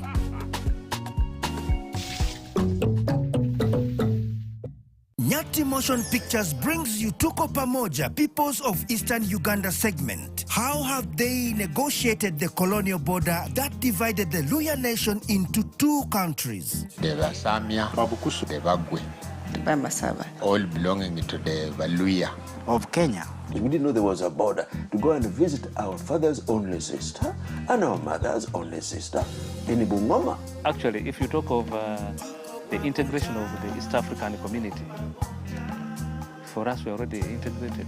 One community. Premiering in Mbale City at Mount Elgon Hotel on Saturday, 12th of October. To get a ticket, call 0778 787 660. Tuko Pamoja? In a nation hungry for truth, a world where every story matters, there exists a beacon of trust and reliability. For decades, they've been our voice and our window to the world, holding the mirror of our history. With 4 TV stations and 11 radio channels spanning 27 languages, they stand as guardians of information, defenders of truth. With Maskari Heritage Advantage, they uphold every citizen's right to reliable and free information. Their archive stories shaped our past and illuminate our present. Yet now, as new challenges arise and the world evolves, their mission faces its greatest test yet. Be part of our journey and let's navigate the unknown, uncover the untold, and safeguard our future together. Tune into your public broadcaster, for it is the intersection of trust and truth. Because to UBC, your story, and every voice matters. UBC, inspiring Uganda. Juko. Yo. Check the shopping, man. What's your secret? Haven't you heard of the parish development model PDM? Yes, I did, but I thought it was just a talk. No, Sebatia. It is real. I and a few friends together formed a circle, accessed money from the PDM, invested in a portrait project, and now things are moving. Juko. I thought I was one of your friends. You are. But you left me behind. I didn't leave you in poverty. We were what you do, just visit your LC2 chairperson and your parish chief, and start the process of economic transformation. Just like that.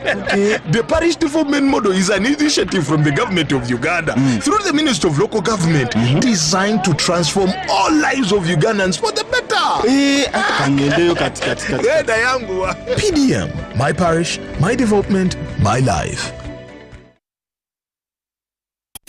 107.3 Kampala, 96.9 Mbale, 95.7 Jinja, 98.6 Soroti. You are all covered.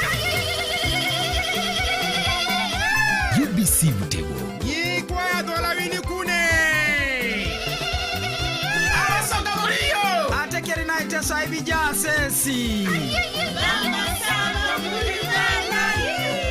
UBC Butego.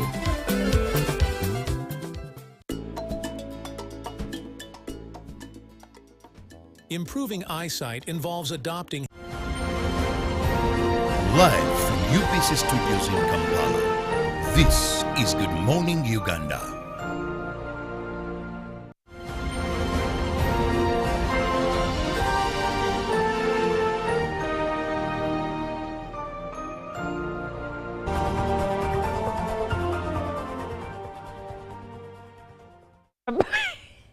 Good morning and welcome to Good Morning Uganda.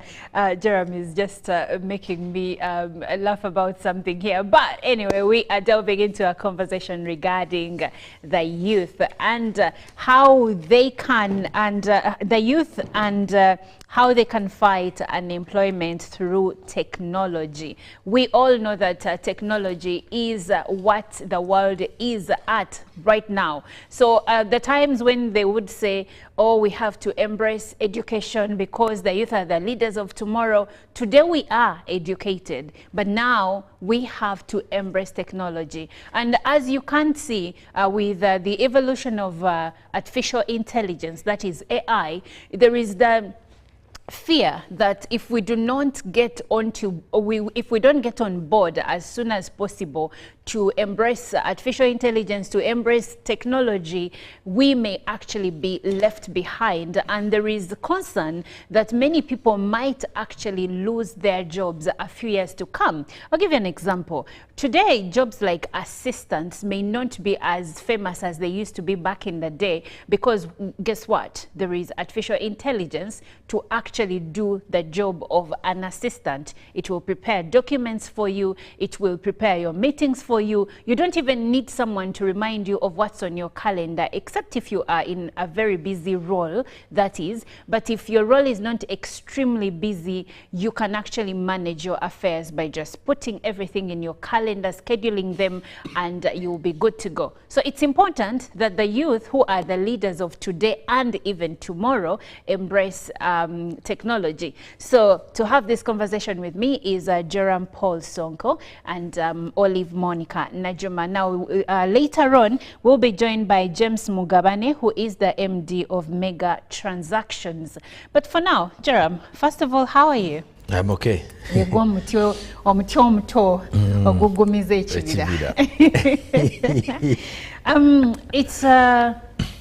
It's a good thing being a youth.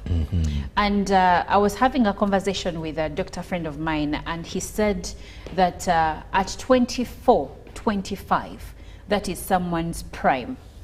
And between the ages of 24 to like 35, you are expected to learn as many new things as possible, try to go out there and achieve your goals and dreams as much as you can, because your brain is sharp and you are in a place where you can do so much. Okay? Now, when you go above 40, your brain starts now declining. You may still be sharp, but not at the level of someone who is 25. Now, which brings us to technology. We have these gadgets that we walk around with. We have, and the world has even evolved. People are making money off TikTok. People are making money off Twitter or X. People are making money from different social media platforms and many, websites, to mention but a few. So as a youth yourself, when you look around you, I need you to speak to a youth out there and tell them how important, how pertinent it is for someone to actually embrace technology, because maybe some parents think these people just make noise. And I'm going to speak from an outsider's point of view, who has got the chance to see friends and colleagues making money even when they're employed.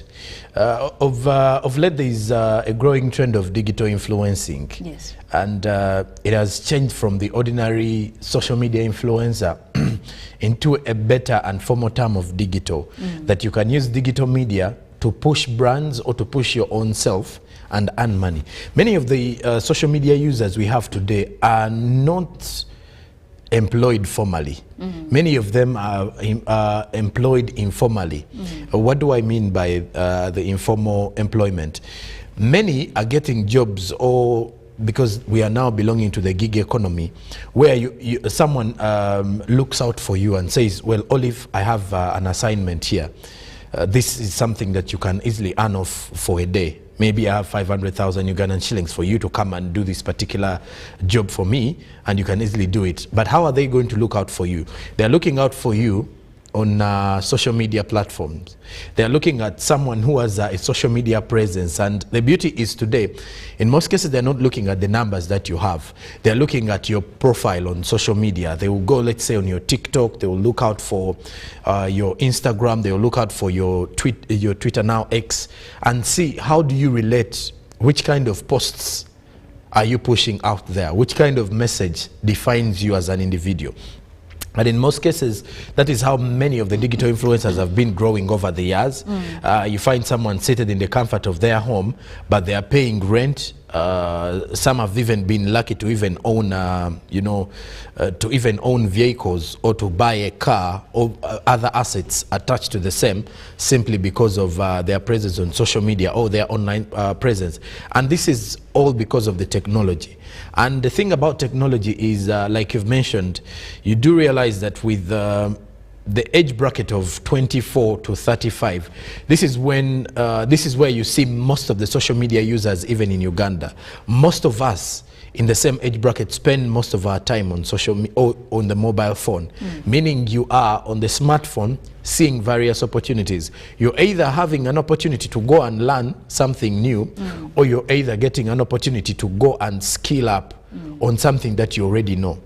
And when you look at the trends again, it has given the chance to so many young people.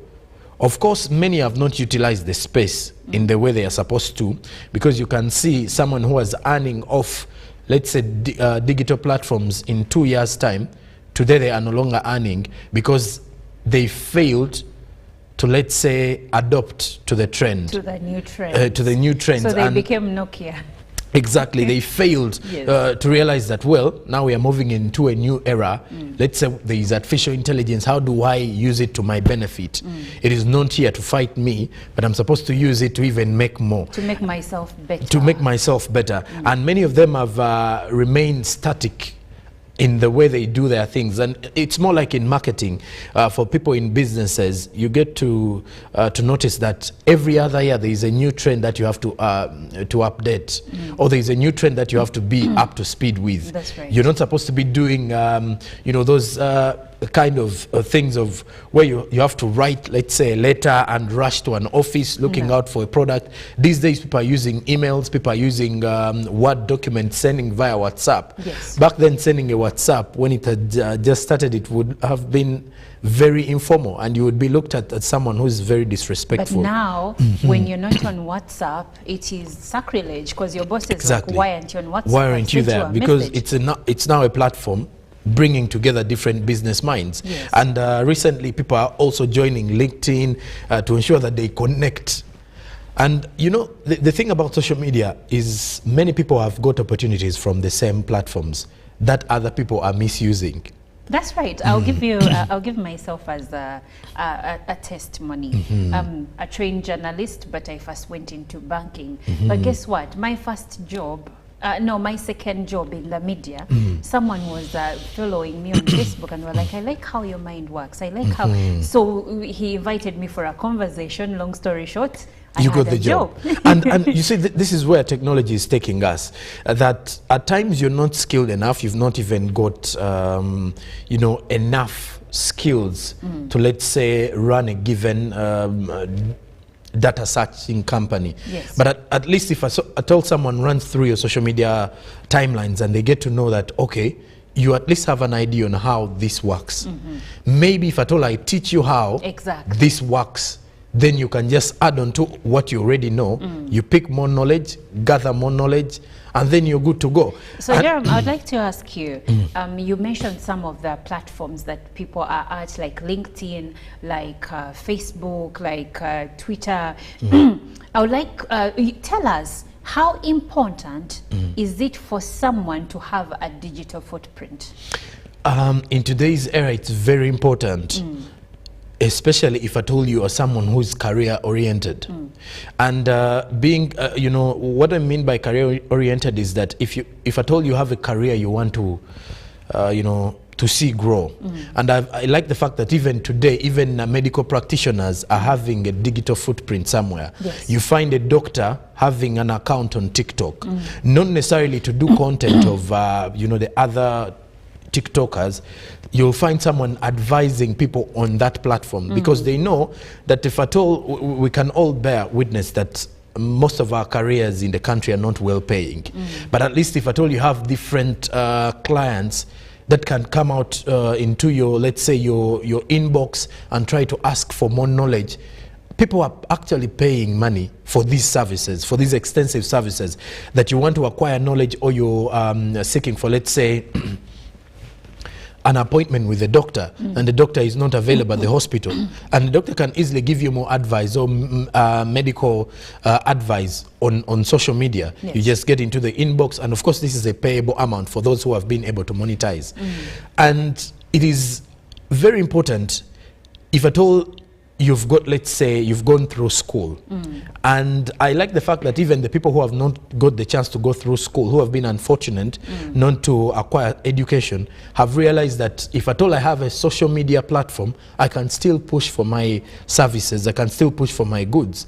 Today, many people in downtown Kampala, many people in northern Uganda, or many people in upcountry or out to rich areas who have the chance to access social media, have gone on to open up, let's say, Facebook and some TikTok, where they just sell their products. At times they are selling these products in their local languages, but they are reaching out to their potential customers, which shows you that it's no longer even about... potential customers could be from anywhere. From and anywhere. Don't even speak their languages. Yes, and as long as you put where your location is, you put your phone number, you're good to go. And I must admit, with COVID-19, Olive, it gave the chance to very many people who even didn't have an idea of how social media works. It gave an opportunity to the people who are undermining social media and its advantages, or undermining technology or the digital space. So it opened new doors to online selling. Yes, to online selling. But also, I had a conversation with Robert as you were on air in the newsreel in regards to how we are failing at certain things from the central government's point of view, or from the administrative point of view, our policymakers.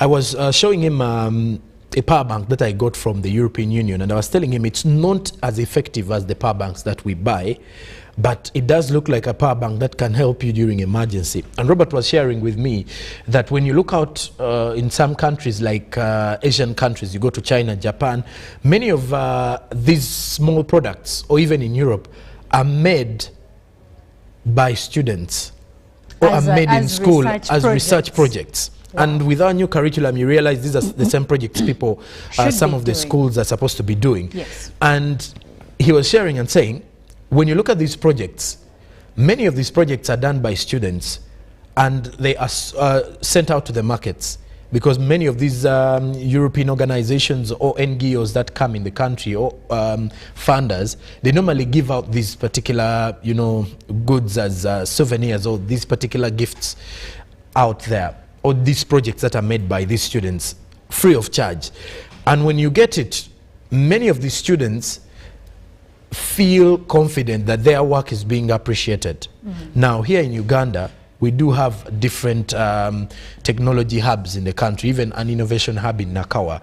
But many of the innovators feel that they need that support from the government, the support that will push them to continue doing that. If at all you've come up with, let's say, a charger that is charging, a fast charger that is charging, it is on the market. So there is that need for the government to help and push for technology growth in the country. That means they have to be very intentional by investing heavily in some of the projects and some of the innovations that are being made by many of the students. So in my final submission, I think technology has the potential to spark growth in our country and to continue leading to development, especially when it comes to social networks and also in establishing brands. But also from the side of our policymakers, it is high time we became very intentional. And I like the fact that with the Ministry of ICT, last year they launched the digital roadmap. Yes. That is geared towards enhancing technology and, of course, innovation and also knowledge and impacting lives of the very many Ugandans. So on that side of things, I think we are on the right direction, but we need to be very intentional and invest heavily. We need to be very intentional and invest heavily, and that calls for all the players, by the way. That includes the youth themselves on individual levels. They have to be intentional. There is a lot of free information online. There are so many resources that can be adopted so that we can actually be technologically aware and be more progressive. Also, when you speak of technology, you do realize that there are many people who use smartphones and don't know how to monetize these smartphones. And yet, in the same vein, you're going to find also many other people using the same gadgets to make a good amount of money. There are people who are releasing certain content on different applications and they're earning in dollars. Now, some of the applications, of course, the content is not palatable, but it works for some people and it's getting them some good money. But then there are also many applications where people are actually making good content and earning good money. So it's important for us to really embrace technology. It's important for us to be aware about the different applications and the different ways through which we can actually make good money. And given the fact that we do not have enough jobs in the country, we have been singing the song of we need to be job creators vis-a-vis job seekers. And technology today has given us the opportunity to actually become job creators. So the question is, when you're on your phone, when you're on your laptop, what are you doing to make sure that you're technologically aware, that you're progressive? These are questions you need to ask yourself and really reflect deeply on them, because you are one decision away from making yourself a better person and from advancing your career. Now, like I said in the beginning, I did mention that we would be joined by James Mugabane, who is the MD of Mega Transactions, and he's right here. Good morning and welcome. Good morning to you. How are you? I'm very fine. How are you? I'm great, not complaining. Now, we are talking about how we can fight unemployment among the youth by embracing technology. First of all, you came from, you are the MD of Mega Transactions. Meta Transactions. Meta Transactions. Yes. All right. Tell us about that. What does Meta Transactions do? What kind of company is it? Is it a fintech? Help us to understand. All right. Meta Transaction actually is a business. It's a company that deals in online trading. Yeah, you've ever heard of online trading? Yes. Yeah, so it's a company that basically deals in online trading, and it's what youth-based. Kind of online trading? Online trading, index trading. Index trading. Index, okay. Yeah. Also known as forex trading. No, is it the same? Forex trading is different. Crypto trading is different. There is even index trading. Okay, so now tell us about index trading. What makes it different from crypto, from forex trading? So these are all markets online. You know, the world has shifted from the local markets to the digital markets. Yes. Like when you go in the market to trade or to buy anything, you find tomatoes, onions, etc. So it's the same with online. So there are those who trade in forex, then there are those who trade in crypto, and then there are us who trade in index. Okay. Yes. The differences could be actually not so much because we are all working in the same platform, but the type of the type of goods that we trade in differ. Yeah. So specifically, for the index trading, is more of scalping.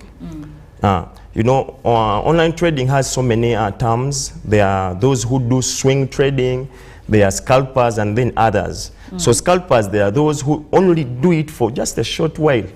Then you go back to your work. Yeah. Okay. So how, in your perspective from Meta, how is Meta transactions helping the youth in terms of employment?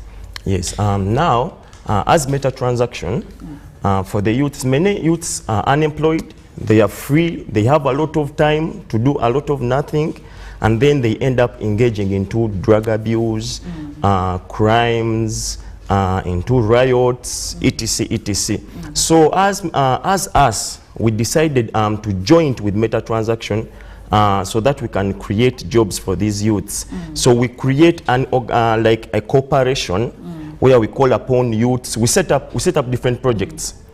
We can set up a project, let's say farming, let's say piggery, let's say poultry, yes. And then of course we don't have the capital, yes. But we know with Meta transaction we can get the little capital that we have and we invest it in Meta transaction. So the profits, the little profits we have, we use it to enhance the projects that we have. Yes. Do you have any success stories so far? Yes, actually, so far, starting from me myself. Yes, for me myself, I grew up in an orphanage. Yeah, personally, I grew up in orphanages in Mutundwe there. Okay. It's called the dwelling places. Okay. From childhood and then up to around 18 years. Yeah, because I come from a very humble background that I don't think we have time to explain. Yes. Yeah, I went through government schools, and then I couldn't go to the university because of financial issues. And then, but when I joined the Meta transaction, actually what does Meta transaction specifically does? Meta transaction, for it, it gives you a platform, okay, where you can trade. You don't, these days you no longer even need to trade. So you just, what do you do? These days things have become more better with artificial intelligence. So you have your capital like around 120,000, and then you open up an account, you put your money there, okay? Then after you activate the AI. So after activating the AI, for us we go into our projects, okay? So the rest of the time we are in the projects. So at the end of the month, we cultivate the profits, because the AI is going to be working. Are the profits assured? Yes, they are assured, my dear. The world has changed. You used to have, we used to have these big televisions. And then these days we have a television that you can command from here, and you tell it switch on UBC. Is that now possible? It is possible. Now it's even possible. You activate the AI, the artificial intelligence, so it executes the trades for you, and then at the end of the month you come, and then you are, why are we so emphasizing on Meta transaction? It's because any project needs capital. Even the government, because we are looking at the government to come in sometime to come for the funds, but even the government to help you, it needs to see something moving. Yeah, so before we have results, you can't just go to the government and say, oh, can you please fund us? You get? They need to see something. Yes, so as work. Youths, we have to first create something before the government comes in to assist. So before the government comes in to assist the youths, for us we have already started, but to start you need an assurance that you'll be able to get something that can facilitate you, that can sustain your stay. All right, James, as we come to the end of our conversation, what would be your last remarks to the youth that find themselves unemployed and don't know what to do next? How can they join Meta Transactions and enable themselves to earn a living? Okay, my last remarks to the youths, they can join Meta Transaction. We offer free training, we offer free registration. Everything is free actually, because it's more of helping our youths, okay? Helping people of the same age. So they can come to Nalukolongo, our office at Nalukolongo there, Makanga building. So they can come there. You just need to have a national ID, because we can't work with someone who we can't actually identify. So I encourage youths to get national IDs. You get a national ID. After getting a national ID, even before you get capital, first pass to the office. We can find a project whereby you can even work and get the capital to start your account, and then change your life. And any contact details? Yeah, you can call me on 0759 761522. Again? 0759 761522 for more details. Are there any social media Yes. sites where they can still reach you? Yes, of course. We have our TikTok page. It is JYM Meta Transaction. JYM Meta Transaction. And then you can also search for 6-Minute Online Trader. And then you can also search us on Facebook. Yeah, 6-Minute Online Trade. And then you can also search us on Instagram, 6-Minute Online Trade. You can also search us on Telegram, 6-Minute Online Trade. Well, there you have it from James Mugabane, who is the MD Meta Transactions. We have to find solutions so that we end unemployment, and technology and fintechs is one part of it. So he has shared the contact details. You can go and visit those, call him for more details. But for now, this is where the conversation is going to end. Ruben Pima is coming with the sports updates, and I kid you not, it's going to be very interesting and educative, so stick around.